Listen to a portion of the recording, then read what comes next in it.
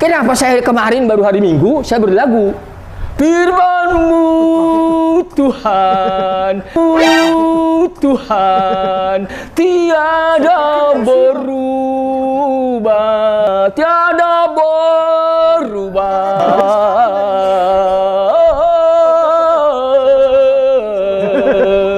Tiada berubah. Tapi kenapa kau rubah, Pak Pendeta? Masalahnya di situ. Ini sebetulnya menyedihkan. Kenapa? Jemaat lihat gitu sedih. Kenapa? Yesusnya digendong setan. Nah, salam damai sejahtera bagi kita semua, berjumpa kembali dengan saya di dalam kasih anugerahnya. Terima kasih bagi teman-teman yang senantiasa setia mendukung dan memberi support dalam perkembangan channel ini. Kiranya saudara dan saya sehat-sehat selalu, amin. Pada kali ini saya mengajak teman-teman dan saudara-saudara untuk menyaksikan seorang Muslim, di mana dulunya Muslim ini seorang Kristen lalu mualaf, tetapi ketika ia masuk agama Islam, bukannya mereka membahas kitab suci yang mereka yakini, tetapi seringkali mereka menghina Yesus, ya, menjelek Tuhan Yesus dan Alkitab. Yang baru-baru ini mereka mengolok pujian atau lagu rohani Kristen. Nah, ini sangat kocak dan kacau balau mereka ini, ya teman-teman ya. Nah, seperti apa ocehan mereka terhadap lagu rohani kekristenan? Inilah ocehan mereka berikut.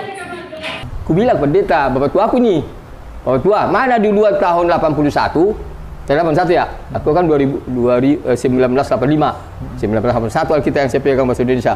Bapak tua, mana di luar tahun 1957 daripada 1981. Ya 57 lah Kedan katanya.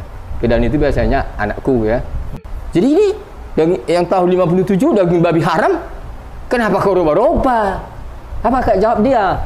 Itulah anak tua-tua yang di Jakarta itu yang roba-roba itu. Di lembaga Alkitab namanya. Berarti karena udah saking pintarnya anak tua-tua itu. Ustadz di sana, Bapak tua, Bapak tua itu tahu ada kejadian perubahan di Jakarta. Ada di Jakarta. Itu bapak tua itu, pendeta tua itu Jakarta, katanya saking udah pintar, ilmunya udah banyak, dirobah itu supaya lebih pas katanya kepada kemauan sekarang.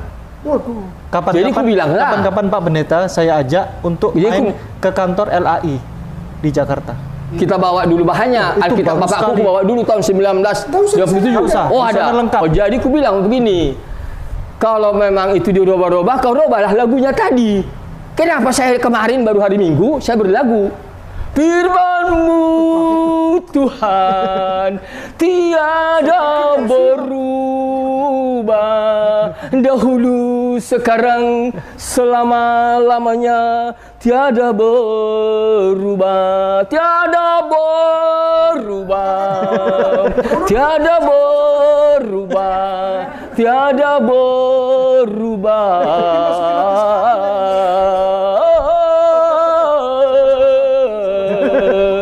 Tiada berubah. Tapi kenapa kau rubah, Pak Pendeta? Masalahnya di situ. Bapak tuanya kerja di LAI katanya. Jadi dalam Batak, bapak tua itu adalah panggilan untuk saudara laki-laki dari bapak kita yang lebih tua. Ya, jadi nggak mesti harus saudara kandung. Yang penting masih ada hubungan marga, maka biasanya dipanggil bapak tua. Tapi saya yakin mukalab ini cuma ngarang-ngarang doang nih, punya bapak tua yang kerja di LAI. Tanya saja orang LAI, pasti nggak ada yang kenal dengan mukalab blow-on satu ini, teman-teman. Dan di video saya juga sudah menjelaskan dan membahas mengenai perubahan atau penyesuaian dalam terjemahan Alkitab. Karena memang dari tahun ke tahun, kosakata bahasa Indonesia itu disesuaikan dengan perkembangan zaman. Tapi sekali lagi ingat, original teksnya itu tidak pernah berubah-ubah. Karena itulah yang menjadi patokan kita di dalam menerjemahkan ke dalam berbagai bahasa. Jadi wajar kalau ada penyesuaian karena memang kosakata itu sifatnya dinamis dan berkembang menurut perkembangan zaman. Justru kalau terjemahan tidak disesuaikan, itu justru aneh. Kan nggak mungkin dong kita sudah di tahun 2024, tapi kita masih memakai kosakata terjemahan yang lama yang sudah kuno. Kan nggak relevan lagi dengan zaman saat ini. Jadi ingat, terjemahan memang harus disesuaikan dengan kosakata, tetapi original teksnya itulah yang dikatakan tidak pernah berubah. Dan ini jadi polemik lah di saya. Akhirnya sejak itu saya baca di Alkitab. Saya catat. Yesus berkata. Yesus menjawab. Iblis berkata. Kata iblis. Kata Yesus. Kata iblis.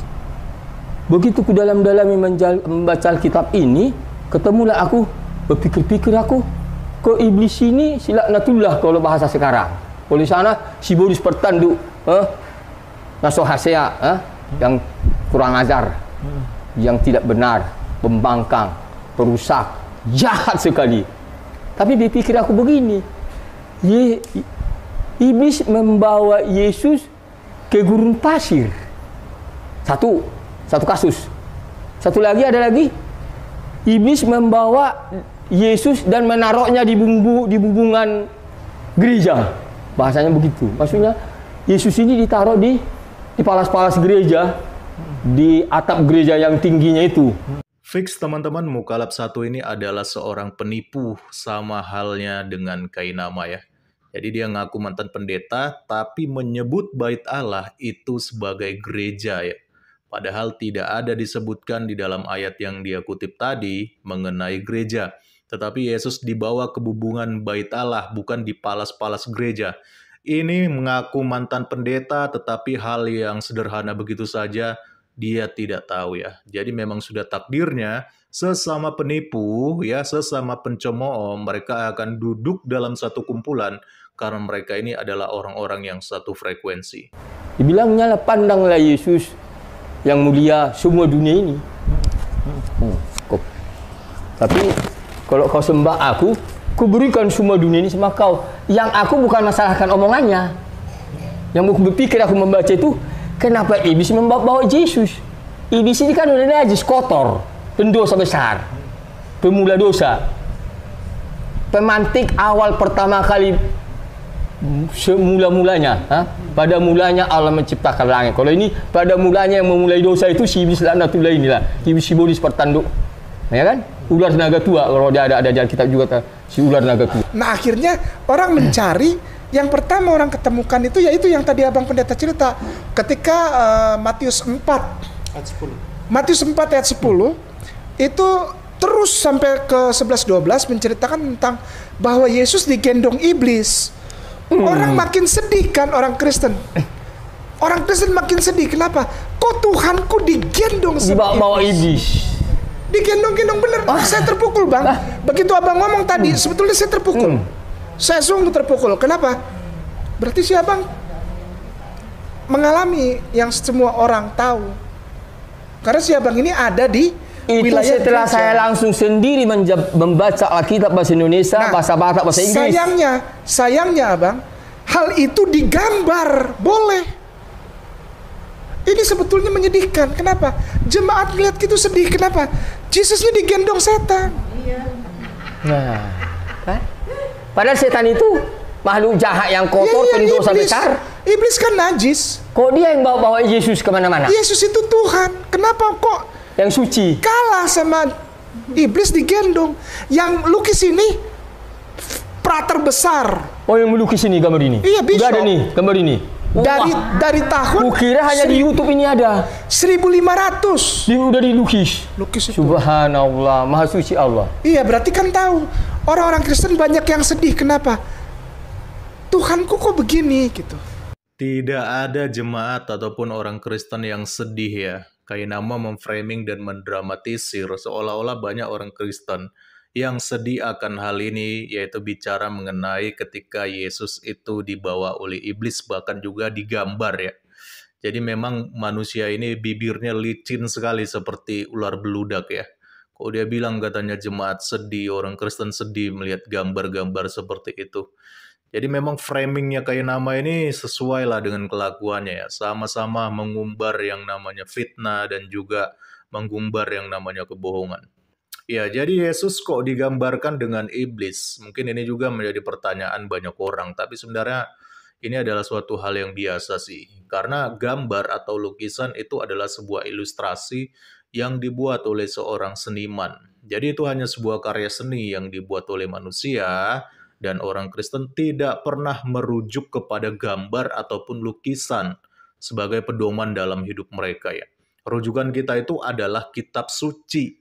Jadi jika ada seniman yang mau menggambar tokoh-tokoh Alkitab, nggak masalah karena kita hanya menganggapnya sebagai sebuah karya seni hasil dari kreativitas pemikiran manusia, nggak lebih daripada itu. Jadi berbeda dengan Islam yang paling anti dengan gambar dan juga lukisan. Karena menurut salah satu hadisnya dikatakan bahwa melukis atau menggambar makhluk itu haram hukumnya. Padahal kenyataannya banyak juga tokoh-tokoh Islam yang digambarkan bahkan dibuat filmnya. Termasuk Muhammad juga ada filmnya. Hanya saja wajahnya Muhammad tidak ditunjukkan. Karena kalau wajahnya Muhammad ditunjukkan itu bisa fatal akibatnya. Seperti kasusnya Samuel Paty yang ada di Perancis. Nah sekarang kita akan luruskan, benarkah Yesus itu digendong oleh iblis ya, seperti yang dikatakan para penipu ini ya. Dan ternyata di dalam terjemahan original teksnya tidak ada satupun kata yang menerjemahkan dengan kata menggendong. Tapi kita bisa melihat di sini lebih kepada membawa, mempersembahkan, dan menghadapkan. Dan kata yang tepat dan dipakai oleh LAI adalah kata dibawa atau membawa ya. Lalu kenapa Yesus kok bisa dibawa oleh iblis? Jadi kita harus tahu terlebih dahulu teman-teman bahwa Yesus itu adalah pribadi kedua dari Allah Tritunggal yang inkarnasi menjadi manusia sejati ya. Jadi 100% manusia tetapi tetap dia mempunyai natur 100% Allah. Jadi sebagaimana layaknya manusia ya, manusia sejati, ia juga harus mengalami hal yang sama seperti layaknya manusia ya. Mengalami yang namanya kelaparan, kehausan, mengalami banyak hal, kelelahan, dan juga dia tidur. Dan dia juga makan, teman-teman. Karena memang dia datang inkarnasi sebagai manusia sejati, gitu loh. Jadi dia juga nggak lepas dari yang namanya pencobaan, seperti yang juga sering dilakukan oleh iblis kepada manusia-manusia lainnya, agar manusia tersesat dan akhirnya mengikuti kemauannya si iblis. Nah, Yesus ini juga mengalami hal ini ketika dia dicobai di padang gurun oleh si iblis ini.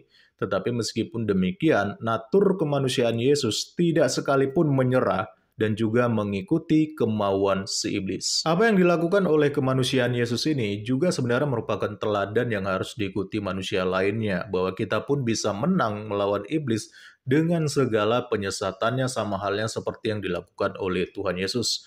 Terlihat bagaimana iblis di dalam keinginannya untuk mencobai Tuhan Yesus, dia selalu memakai firman Tuhan dengan cara memutarbalikannya, dan ini sama halnya dengan yang iblis lakukan ketika dia menggoda Hawa di Taman Eden. Jadi setiap kali iblis ingin menyesatkan manusia, dia juga memakai firman Tuhan, bahkan juga ketika dia mencobai Tuhan Yesus, dia mengatakan di dalam Matius pasal 4 ayat 3, "Jika engkau anak Allah, perintahkanlah supaya batu-batu ini menjadi roti." Tetapi Tuhan Yesus tidak tertipu dan dia tidak mau mengikuti kemauan si iblis ini. Makanya dia juga memakai firman-Nya dan menjawab, ada tertulis, manusia hidup bukan dari roti saja, tetapi dari setiap firman yang keluar dari mulut Allah. Lalu iblis juga belum puas, dia juga sesatkan lagi firman Tuhan dengan mengatakan, jika engkau anak Allah, jatuhkanlah dirimu ke bawah, sebab ada tertulis, mengenai engkau, ia akan memerintahkan malaikat-malaikatnya dan mereka akan menatang engkau di atas tangannya, supaya jangan terantuk kepada batu. Dan kembali Tuhan Yesus meluruskannya dengan mengatakan, ada pula tertulis, janganlah engkau mencobai Tuhan Allahmu. Belum juga puas, iblis kembali mencoba Yesus untuk ketiga kalinya di sini dengan menunjukkan kemegahan dunia dan akan menyerahkannya kepada Yesus asalkan Yesus tunduk kepada iblis. Dan akhirnya Yesus pun menjawab, "Enyalah iblis, sebab ada tertulis, engkau harus menyembah Tuhan Allahmu dan hanya kepada Dia sajalah engkau berbakti." Lalu akhirnya iblis menyerah dan dia meninggalkan Yesus, dan sementara itu malaikat-malaikat datang untuk melayani Yesus. Jadi strategi iblis ini persis seperti yang dilakukan oleh Kainama dan para komplotannya ini. Mereka memutarbalikan Alkitab dengan narasi-narasi mereka yang menyesatkan.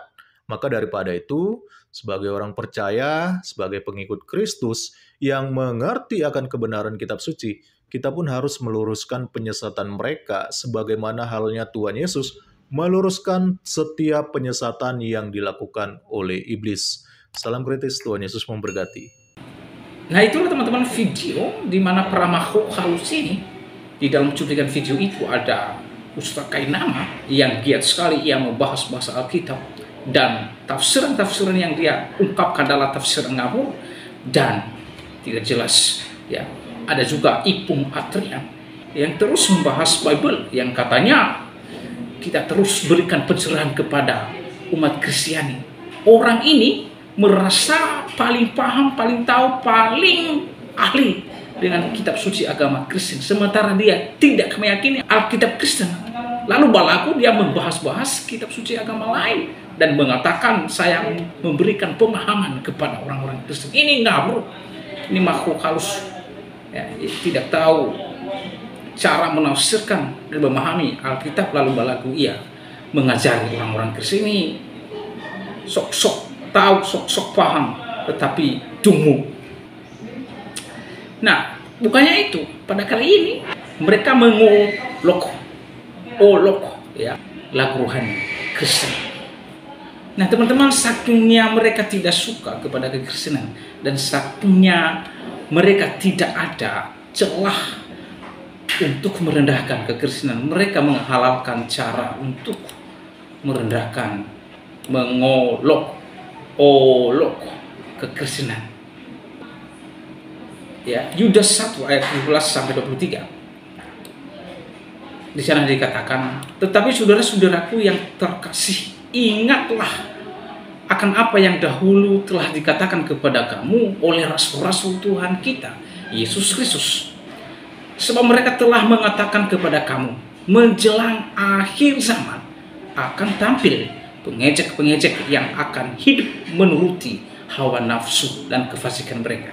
Nah, perhatikan teman-teman, pada menjelang akhir zaman, ya, menjelang akhir zaman, atau dikatakan zaman akhir, ya, dimana menjelang akhir zaman akan tampil pengejek-pengejek yang akan hidup sesuai dengan hawa nafsu mereka dan kefasikan mereka.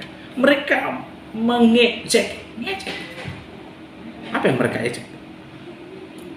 Yesus Kristus, Alkitab, dan lagu-lagu rohani Kristen. Mereka mengolok. Kenapa? Karena tidak ada cara lain mereka untuk melakukan serangan terhadap iman kekristenan. Ketika mulut Kainama, Ipung Atria, dan satu makhluk halus yang satu itu, ya, membahas Alkitab, para apologet Kristen mengcounter, menjelaskan dan membungkam mulut mereka, ketidaktahuan mereka terhadap Alkitab.